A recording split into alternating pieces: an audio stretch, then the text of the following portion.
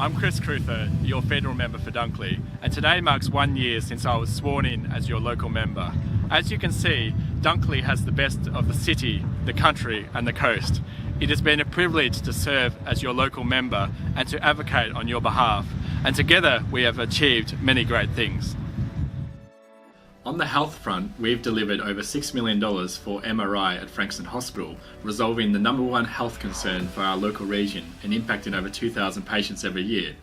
We've also delivered $536,000 for Peninsula Home Hospice for important palliative care services based at home.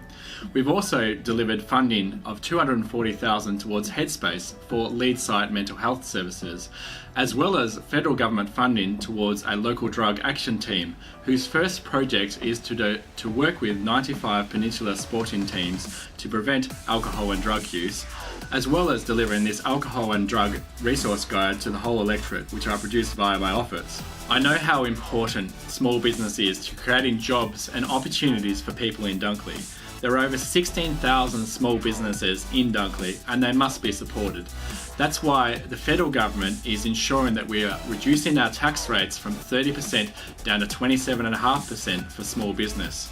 We're also extending the instant asset write-off to purchase crucial assets for each business for up to $20,000 per financial year.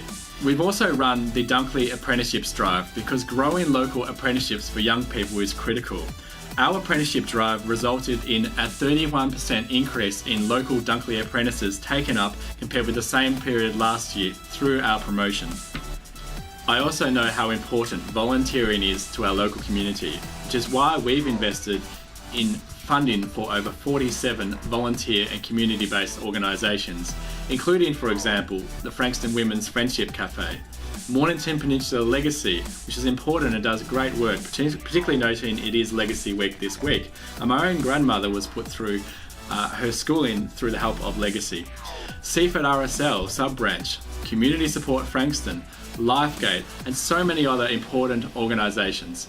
I am also advocating hard on behalf of our local small businesses who need help, such as those in Young Street who are facing the delayed Young Street works, or those in Seaford whose businesses are to be acquired under the state government to move rail stabling yards there against their wishes.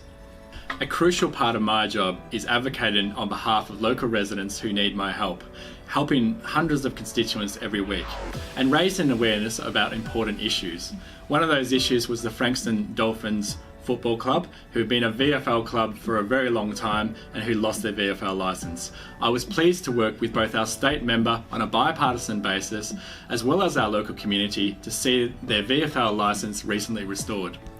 I'm also chair of the Foreign Affairs and Aid Subcommittee of Parliament, and we've launched an inquiry into Australia establishing modern slavery legislation, which has been recently given the support of both Cabinet and the Party Room.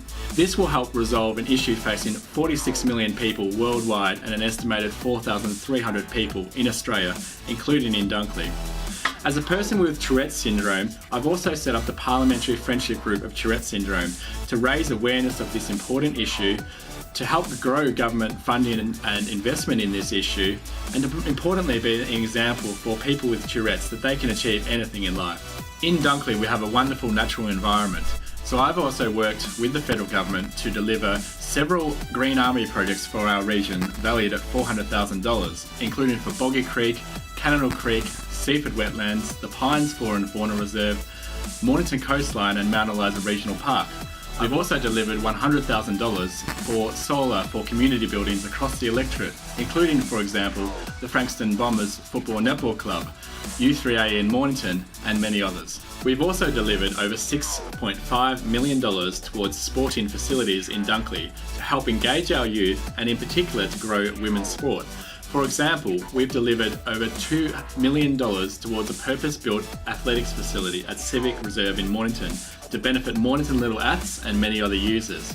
We've also delivered $300,000 towards Frankston Dolphins Junior Football Club for their lighting across 2 different ovals. We've also delivered more than $700,000 towards both the Peninsula Senior Strikers and the Peninsula Junior Strikers at both Ballum Park and Centenary Park.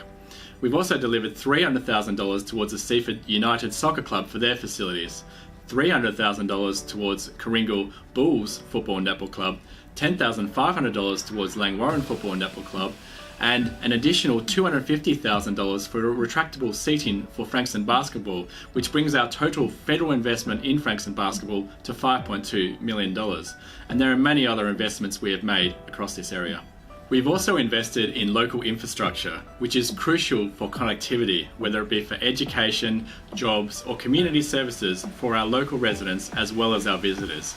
This, for example, includes $4 million towards our Dunkley Rail Plan, which will plan and cost both the extension of Metro Rail services from Frankston to Baxter, which will benefit not only local residents, but our local university and our local hospital with a new station there. The second part of this project is planning and costing the third track between Frankston and the CBD, which will enable a dedicated express line service.